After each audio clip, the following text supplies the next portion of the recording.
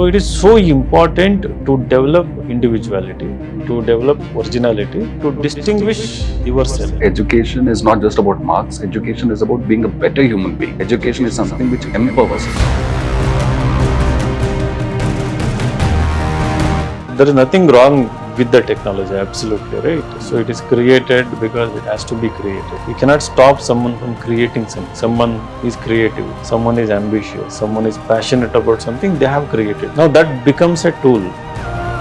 Socrates famously said, the quality of the democracy as such, it depends upon the citizens. Now, the citizens have to think, as you said, and they have to break themselves free from all these narratives and propaganda that are being imposed on them. When that happens, democracy will have a meaning, democracy will have a purpose.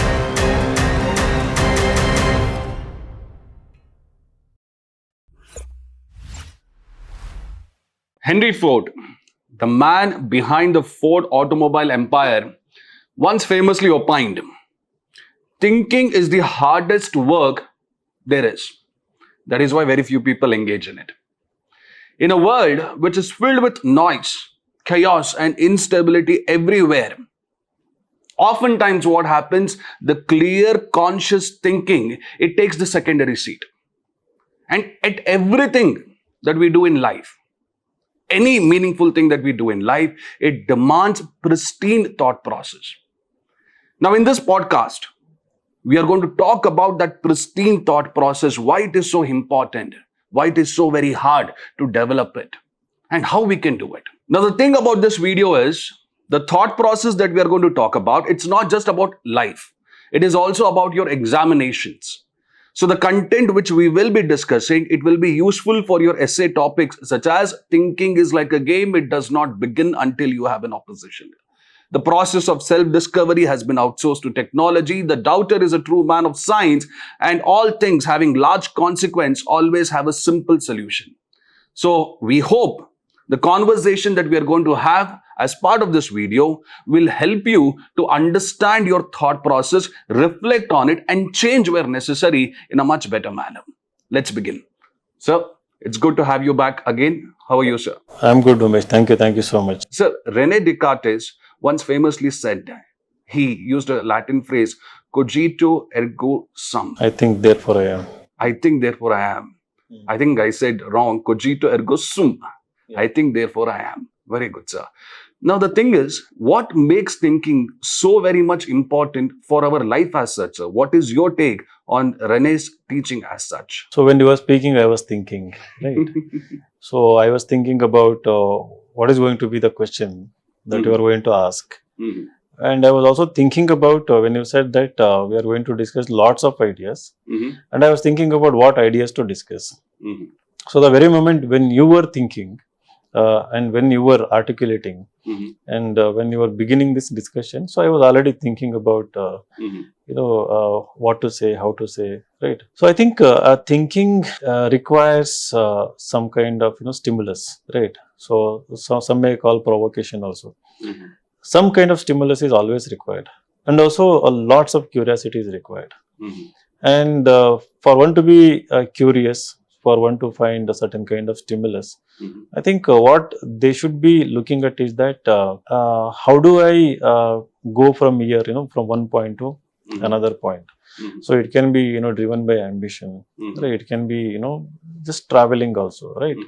So we say that, the thoughts, we don't have control on our thoughts sometimes, right? So I'm not sure, like, they're involuntary or voluntary, you always have these thoughts.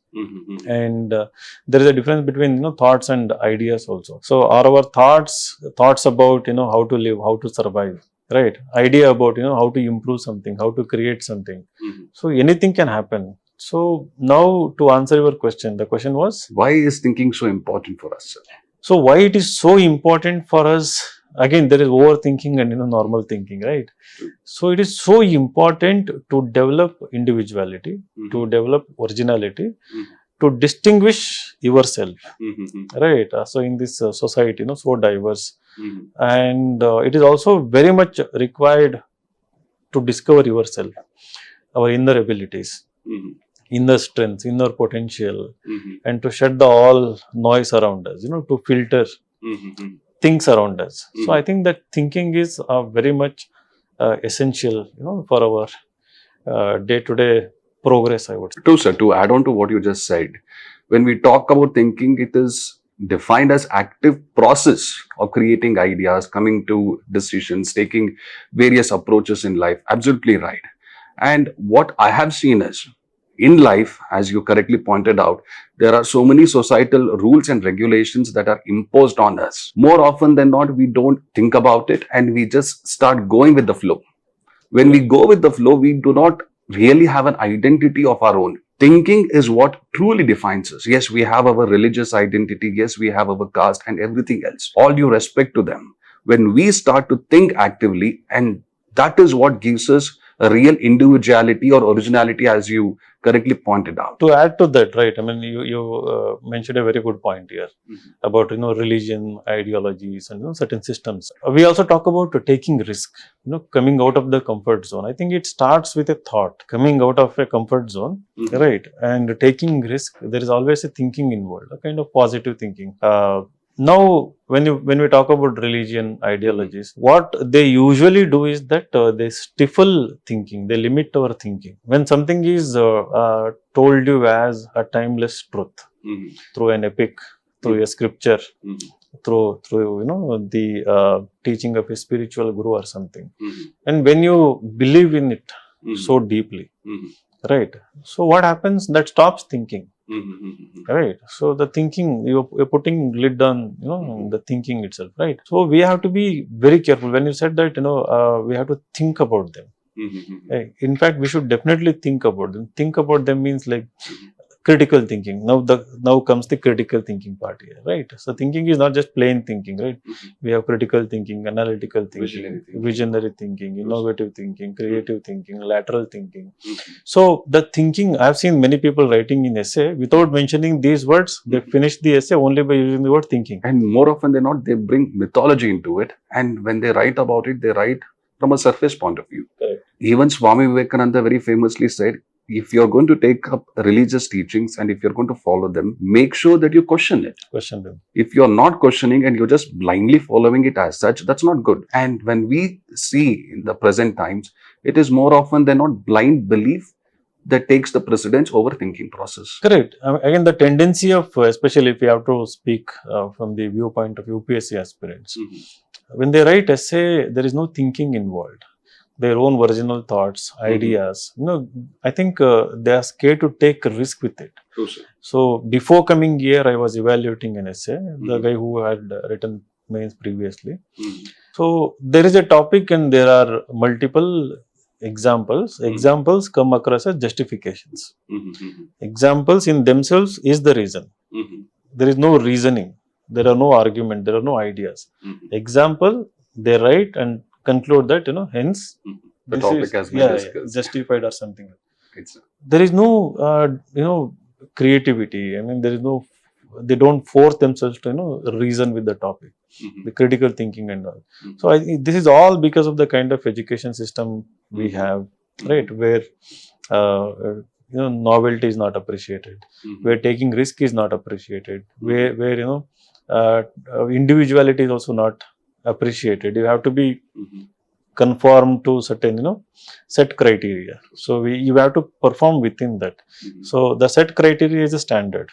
So the highest you meet the standard as it is, then you are awarded accordingly. So the moment you want to change the standard itself, right, to set a new standard, so that is not appreciated. So setting the new standard by writing a original essay, by giving a more original answer, people are scared. The aspirants, or even in day-to-day life, we see that. So I think we have to convince, we have to create this awareness that, as an evaluator, even as a person who is expecting you to be part of the civil services, or tomorrow if you choose politics or any other field, if you want to be a leader, if you want to be somebody, wants to be ahead of the competition, there must be a stamp of individuality and originality, which is, again, the UPSC has mentioned, if you're writing an essay, stay close to the topic. We are not telling you to deviate, move away from the topic. You can perfectly stay close to the topic, still ensure that there is originality. Right. True, sir. So going back to that statement, sir, I think therefore I am. Yeah. That is exactly the originality that you're talking about. And I remember John Stuart Mill. He gave a very beautiful statement. All ideas which are beautiful are born because of originality. Now, when we force ourselves to think, the selective reality that we might be accepting or conforming to since thousands of years, we might be able to break that bubble. If not, we just continue with it. If you look at Indian society, the thousands of socially regressive issues that existed is because we did not properly analyze it, critically think about it, and hence these issues continued. And with that, even injustice perpetuated. So for me, if someone asks me why is thinking so important, I would say thinking is what gives hope in life. Thinking is what enables you to limit regrets in life. I have seen many people going about their life at the fag end of their life, 65 or 70. One of the regrets that they would have, I probably should have thought better 30, 40 years ago and taken a different decision as such. And you also pointed out, sir, when we take family, when we take religion, when we take education system, thinking as a process is not encouraged. People are branded. I remember there were certain teachers that I had in my school days. If you asked a question, they used to scold us. Correct. That was the thing. Family as such, since you brought it up, Stephen Hawking, his family, they used to have conversations about various scientific things, even religious things, and they wanted their children to be curious. They wanted their children to question assumptions. But when we take the present times, particularly the Indian society, family does not encourage that innovativeness. So what do you think is one of the reasons behind this phenomenon, be it in education, That's what, like social politics? norms. Like for example, respecting someone. Right, sir. So respecting others, respecting elders, doesn't mean disagreeing with them. Right? You can respectfully disagree with them. Even disagreeing is seen as disrespect in our society. So now, when we say respecting, it is all about just blindly following their orders or diktats, what you call like this suggestion, whatever it is. So that is how the brain's minds are conditioned over a period of year. So part of the culture. That is one major reason. Secondly, we are a risk-averse society. Indian society is risk-averse society. We don't encourage people to take. We were very much comfortable. If the time comes, we can renounce and we can live a very a sad life of a destitute or I wanted to say saint or anything. Maybe it is offensive, right? So we don't fight. We don't rebel, right? That rebellious attitude is not encouraged in the Indian society because again the conditioning over a period of hundreds of years, and again we came as a part of the colonialism, imperialism, and then within society we have this rigid caste system where physical mobility and mobility of thought both are punished, right? Even thinking, becoming ambitious, giving that idea to someone was punished and is still punished. That's part of the caste system, right? So we have this rigidity. So I think that is somewhere percolated into education system, irrespective of your caste, community. That kind of thought process is there. When you become an aspirant, you carry forward the same mindset, the social mindset, and the educational whatever you have gained, and then here you repeat the same thing. So you have to question. You have to think. Thinking is supreme. It's only when you think you grow. Only when you think you progress. When we collectively think, then only we can create something. So otherwise we cannot create anything. Sir, in the last podcast, I remember you spoke about Noam Chomsky. He talks about power and so many other associated things. When I look at the Indian society, apart from the rigidity that you spoke about, the way it is structured, selective few people have the power. And as long as you have power, you want the majority as such not to think. That is how you maintain power. And that is happening at the societal level, and I think it is happening even at the political level as well. No, it is just like, the systems, at the bottom, the system remains same, okay. So when few people escape from it, when they gain power, whether it is in business, whether it is in politics, whether it is in religion or anything, so when they break free from all other identities of, community, caste and all, they use the same identities to oppress others. Right. So for them, the motives are different. The self-interests are totally different. Right. To maintain that, power structure. So they have been doing it. It is under democracy, it is happening. Right. It is happening. So before democracy, we had various other political system or monarchies or whatever. Before that, again, other structures were there. So now I was thinking in the morning, why we have blindly accepted democracy as can't we improve the very democracy, right?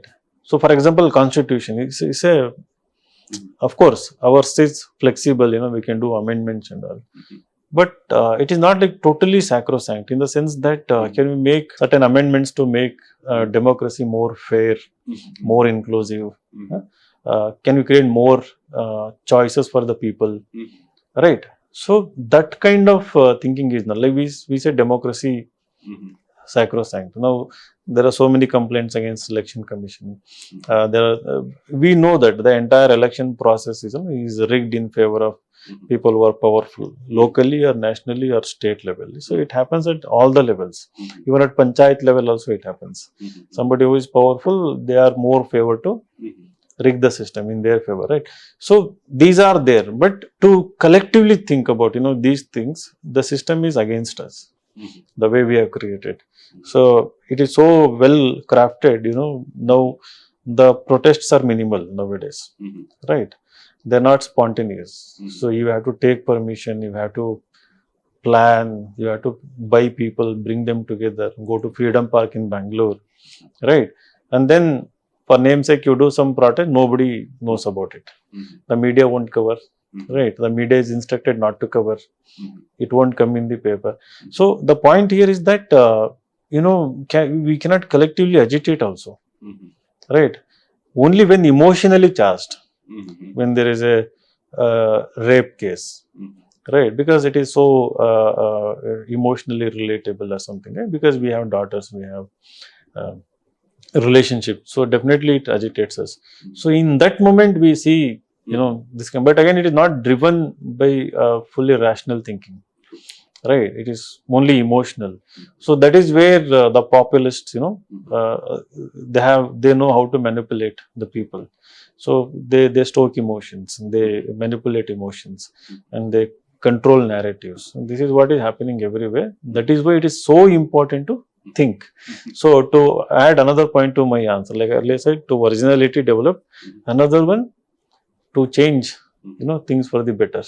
So we have to think. So, since you brought the democracy angle to it, Socrates famously said, the quality of the democracy as such, it depends upon the citizens. Now, the citizens have to think, as you said, and they have to break themselves free from all these narratives and propaganda that are being imposed on them. When that happens, democracy will have a meaning, democracy will have a purpose. If not, democracy will be on paper. Now, let us say I make a statement like this, and there are certain group of people who might not like it, and they will start to brand my thinking as anti-national, maybe a prostitute, and things like this, and silence my views altogether. Here where the collective support that you spoke about also comes into picture.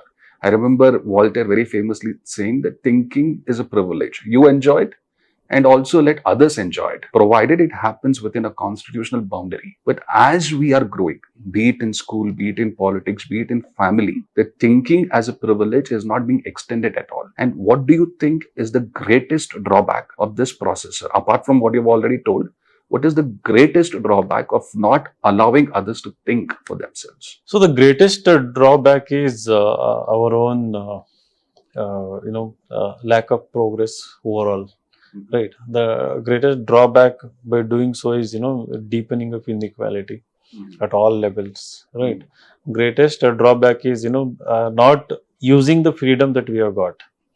We have freedom, right? We have freedom to think. We have freedom to express, right? But the very potential of the freedom is always remains unutilized for vast majority of the people. So when you limit this kind of thinking as a privilege, any privilege, any entitlement is always not good for the society at large, right? Because when you are in certain, powerful position, and when you were talking about, I was thinking about a statement like, whenever powerful people make a statement, right, we have to make it a rule to question it. True. Right? It must be questioned because there is always an ulterior motive. No, I won't say always ulterior motive. There can be an ulterior motive to it, right? So there may be a malintention, with respect to what they are saying, right? So how do we know that it is altruistic? Now, how do we know that it is for the interest of the others, right? So we have to question. Now, another drawback in terms of how we have limited. When you were saying drawback, I was thinking about how UPSC aspirants prepare for the examination. And in the beginning, when you said the thinking, I used the word like stimulus, some kind of provocation is required. All the materials that UPSC people are reading nowadays, they stop them from thinking. They don't inspire them to think. They never read original papers. Yes, sir. Original editorials. They want YouTube ready-made content, right? Some topper has written a book on anthropology or sociology or political science, not by doing research, sitting in the library, going through hundreds of books. It's a ready-made content, right? It is for the revision, but they make it main source. Nothing wrong that a topper has written, but the intention is to quick revision. But these people take it as a Bible. Everyone repeats the same content, right? So the way the exam is evolving, the way the society itself is evolving, the technology, WhatsApp, Twitter. So it is so easy to make people dumb nowadays, right? So using all the technology, that is how you can stay in power, right, for long duration. So I keep telling people, when they come for evaluation, so you look into topper copies, no issues. But your thinking should be such that, right, how do I write a better essay than this topper, all India rank? Not to copy examples from the topper's essay, right? So that is, you are underestimating yourself, right? You are undermining your own abilities, right? So like that, because of the herd mentality, vast majority of the people are doing the same thing. So this is again because of lack of curiosity, lack of ability to question, ultimately lack of the thinking ability. So this is all there are brilliant people who could have been brilliant, people who would have been like so much talented. Everything is dying at various level, at primary school level, high school level, college level, post college. When you come here again, the talent is gone. So we are not allowing ourselves to keep an open mind, learn endlessly, question endlessly, right? So this is total drawback is the nation as a whole is suffering. Yes, sir. You beautifully summarized it. Just to add on to a few things, when you do not think as such and you just go with the flow, there will be some identity crisis that will manifest itself in various ways, which is happening not just in India, all across the world as of now. Apart from that, as per me, the greatest drawback of not thinking as such is not realizing your true potential, to what extent, to what depth it exists. You just are working at the surface level, and those, as you said, who could have been brilliant, they settle with mediocrity, and that doesn't add any greater value to it. And you also brought the technology angle to it. Now, technology existed in one way or the other, but now the quantum, the depth of technology has become so much. At the click of a button, we are getting all the answers. Even for basic mathematics or calculations, we use our calculator, which is on our mobile. So my question to you is, sir, Google, ChatGPT, and every such things, you are evaluating quite a few essays on a daily basis. Do you see these technology destroying the thinking process as such, or to what extent? So we were discussing earlier about how we are conditioned, how we are being brought up. So now there is nothing wrong with the technology, absolutely, right? So it is created because it has to be created. You cannot stop someone from creating something. Someone is creative, someone is ambitious, someone is passionate about something, they have created it. Now that becomes a tool, in the beginning with the limited number of people, and then it becomes a widely used tool, right? So now, if somebody wants to use a chat GPT or something, so if they creatively use it, right, it can unleash their potential or talent or something. But that is not the case. Right? The case is blind reliance. This slave attitude, I can say, enslaving yourself to the technology, right? Over reliance on it. You give one topic like outsourcing self-discovery, outsourcing thinking itself, right? So that is dangerous. I mean, it is going to make you slave, right? For every small thing, calculation, to take decision. I've seen many tweets like where they're asking basic question. They are trying to verify the veracity of something, using chat GPT, historical or cultural or whatever it is. And then they want to, there is a study that, if they want to take a decision about something, they're asking for its opinion. Should I go here? Should I do this? Should I not do this or something and all? So now I am having this identity crisis. No, what is the solution for it? Right? I'm having a midlife crisis. And can you suggest me something? Right? I mean, one has to use their own brain. Right? One has to see the context. One has to see the circumstances around them. One has to analyze, right, what is causing whatever pain they are going through, right? So all these analytical thinking, critical thinking. So when you don't apply them, right? So the technology is a mere machine, right? So it is giving you answer, X answer no. After 10 seconds, there is another version of the same answer, right? So it's a different answer. For someone else, it is giving another answer. So the answer is not tailored to your individuality and personality. And sometimes technologies can lie as well. For example, ChatGPT, there is something called as AI hallucination. It gives wrong information and it pretends that it is the right information. And so just to add on to what you said, when I give questions to my students, I make sure that the questions are generated on the spot, because I know my students, they have this tendency to go Google or maybe ChatGPT as well. And there are instances when they just go back home, ChatGPT the answer, and then come back. When I see the language, I can clearly make out this is not written by a human being. And I was reading an article where they said students who have completely outsourced their thinking process like this, in their brain, the gray matter, the prefrontal cortex or hippocampus, there is a significant change. And this can create problems for It will become them as well. vestigial. Yes, this becomes like a vestigial organ, as you said. And as per you, sir, what is your as per you, sir, what is your advice to manage technology in a balanced manner rather than being overly addicted to it? So when it comes to balancing, I'm against balancing basically, right? So when people balance their essay, I don't like it. When people try to put positive, negative in their answers, I don't like. So now when it comes to balancing technology and, using your own thinking or using the other primary resources, I believe that the minimal use of technology is required here. Or even if you don't use technology, then that is also fine. So go to original sources, because they're thought provocative, and some amount of hard work is always required, right? Only through hard work, only through the arduous path, right? So we become resilient, we become powerful, right? Our thoughts become powerful, our thoughts become more creative, and our life becomes more exciting, right? Now, whether it is going to a library, right, borrowing a book or buying a book, a thick book, right, searching for ideas in the book, right, that's a wonderful process, right? I mean, that is how you become more intelligent. True, sir. Right?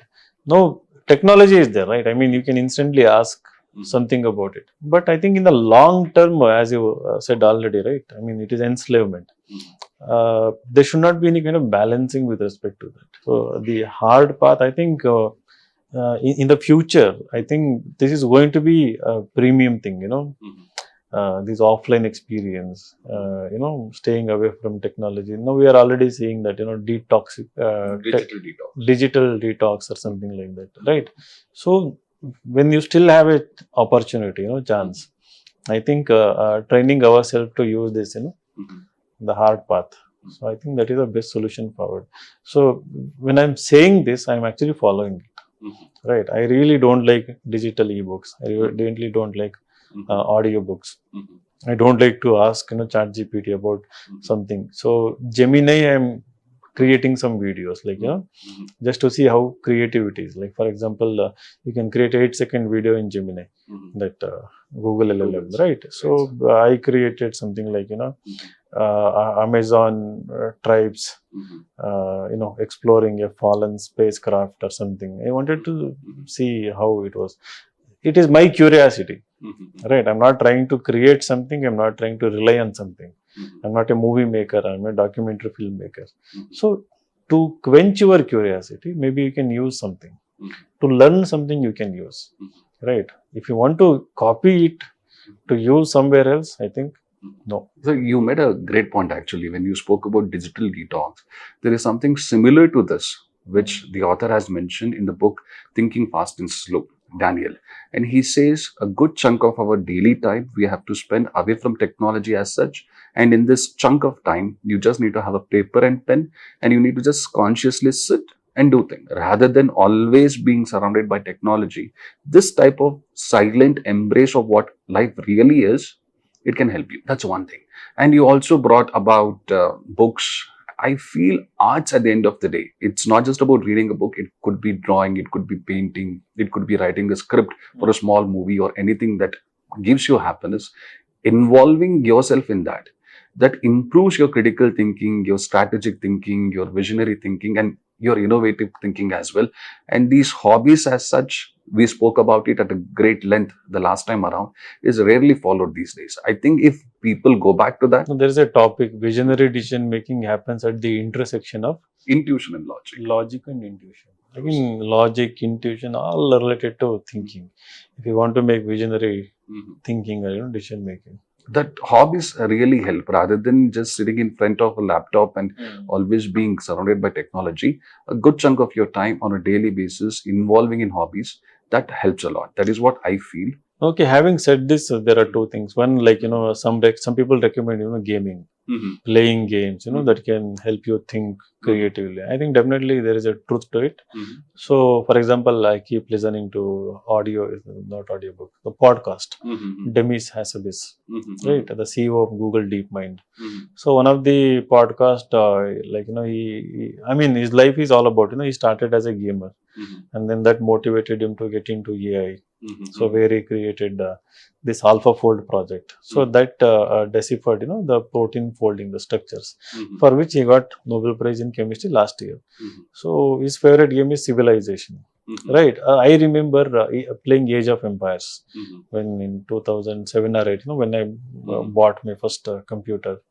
So that kind of, I think, creative activity without getting addicted. Yeah, that is more important. That is definitely useful.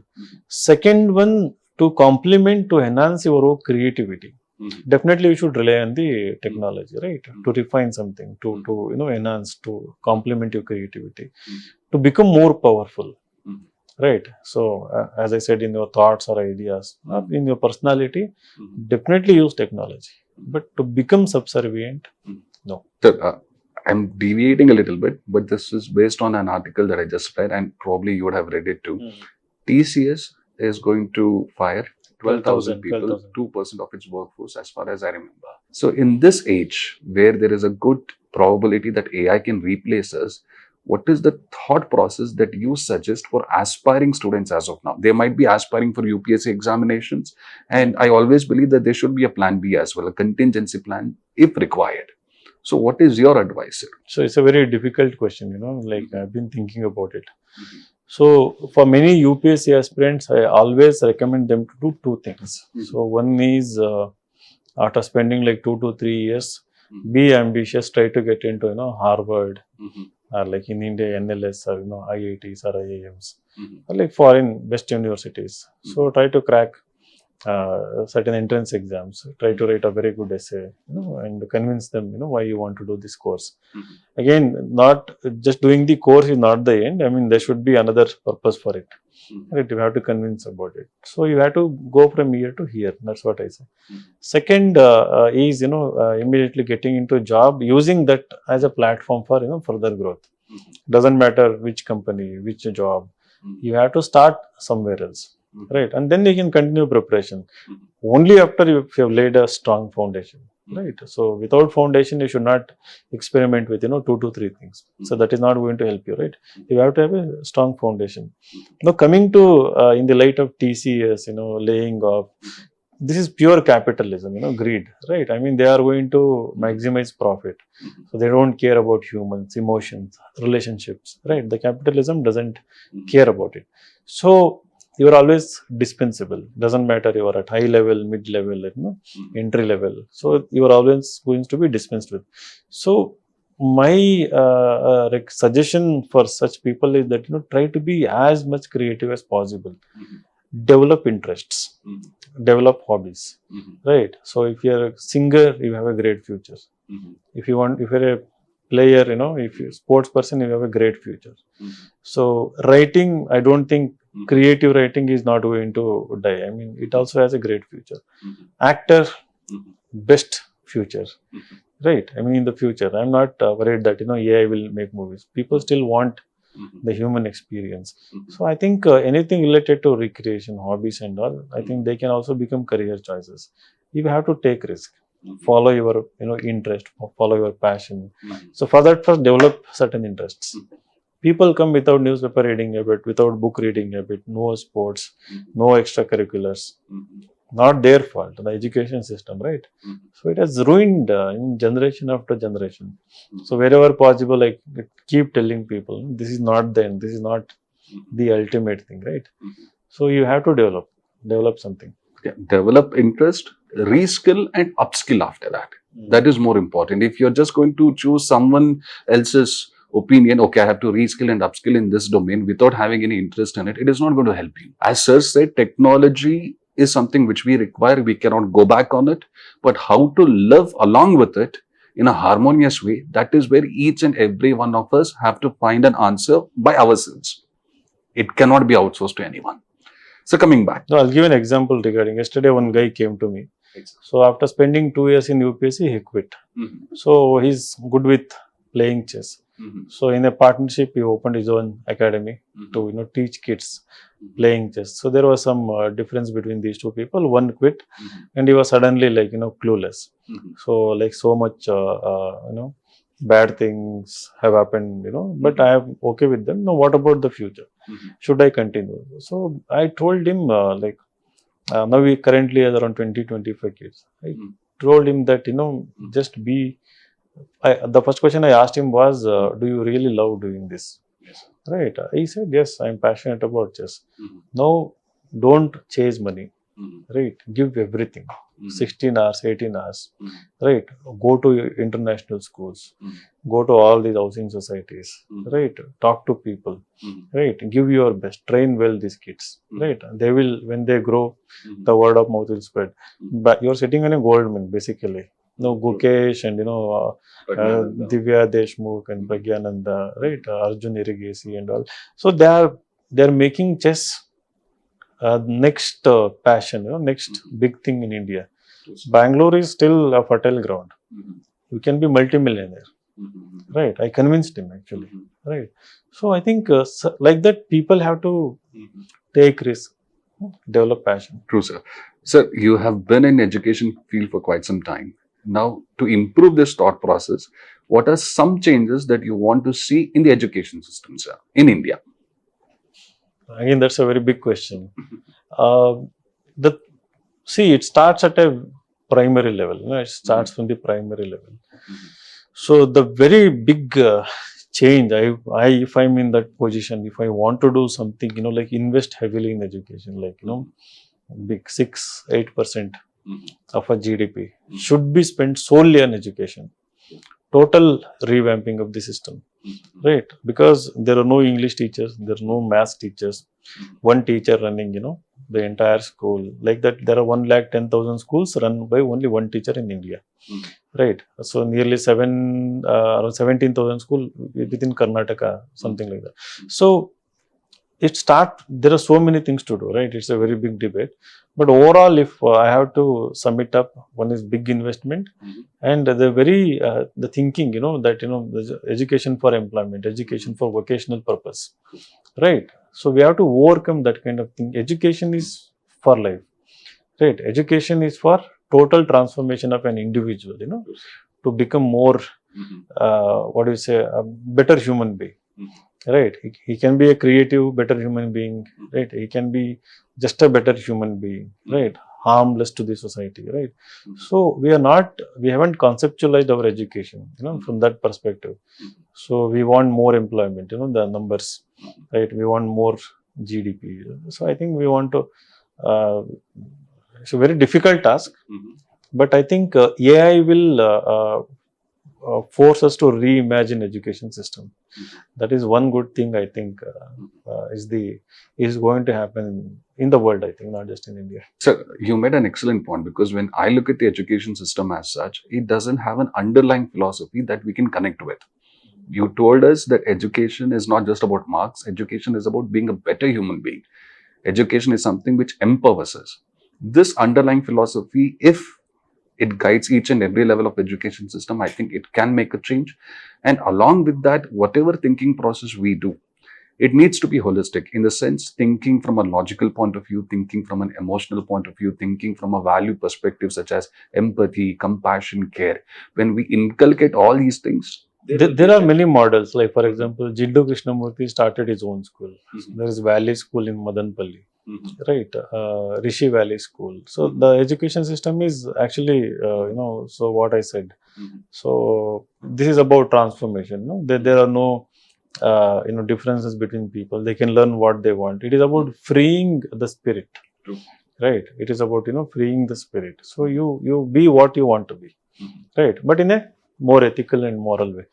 So there are like islands of such schools here and there, but again, it's not mainstream because the government thinking is different, right? So they have to spend so much, on that kind of education if you want to make it more universal.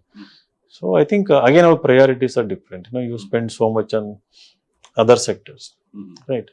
So recently I was reading, Karnataka government spent around, I don't know, like 800, 900 crore in 1 year only for advertisements to advertise their guarantee schemes. Similarly, Government of India spent 6,500 crores in 2 or 3 years just for advertisements, right?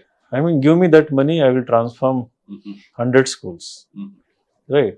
Maybe 1,000 schools, right? So I think it's all about who will tell the government, who will speak truth to the power, right? Only by thinking, I think. And along with that, yes, system change is required. I think even the students as such, they have to develop 3 things. One is they need to have passion for thinking process. The second thing is they need to have patience, because they're not going to change the world tomorrow itself. And the third thing is perseverance. They have to be relentless with it. When all these 3 things comes into picture, I think the pristine thought process that we spoke about in the beginning, that will come. And the country that was envisioned by our forefathers, that will be made into a reality. So one last advice to the students with regards to thought process as of now. So one last advice, I always recommend people read literature. Right. It's a simple suggestion, I don't want to tell big things. Start by reading literature. Get good books, classics. Read books by, Leo Tolstoy and Dostoevsky, or like in your own Kannada, like let's say you are Anandamurthy, Kuvempu books, right? Or even S.L. Bhairappa books, if you want to like those books. I think reading books is the beginning, I think, reading good books, quality books, right? So I think from there it starts. So even you may be a hardcore UPSC aspirants, hell bent on getting All India rank 1 by mugging up everything that is there here. Even then, read literature. This is my recommendation. Thank you, sir. And to conclude, as of now, my dear friends, when it comes to thinking, it is a small thing, but it is not so easy. But that is what makes it so exciting.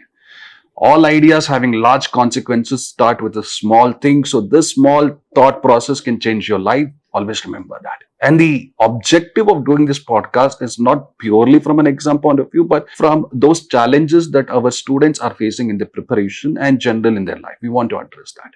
And the second thing, question things. Don't accept them. No matter how stupid it might seem to you, question. Confucius very famously said, the person who might question might appear as a fool at that point in time. But someone who does not question is a fool for the lifetime. I don't want you to be the latter. So keep questioning and improve your thought process.